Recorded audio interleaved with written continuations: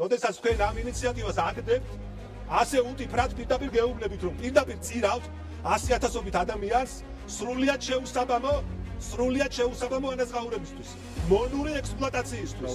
და მე გელაპარაკები ადამიანის ღირსეულ ცხოვრებაზე, რომელიც უნდა იყოს გარანტირებული ამ ქვეყანაში და ამაზე პასუხისმგებლები თქვენ ხართ, თითოეული თქვენგანი. სადე, აბა როგორ არ გამიტარო, მიდი კიდევ ერთხელ. ხო, და აი ნახო. რას მიიღებს აპასუხოთ იმასაც ნახავ. ძალიან ბევრი ამბობს. და არ ვიცოდეთ მაინც. პირდაპირ გეტყვით, რომ თქვენ არ გატყობთ კერძო სექტორს ოდნავ მაინც შეუცინდეს მოგება, იმიტომ რომ ის მოგება ნაწილობრივ მერე თქვენთან მოდის. და გაზის ფასებზე რომ საუბრობთ, ისიც გახსოვდეთ.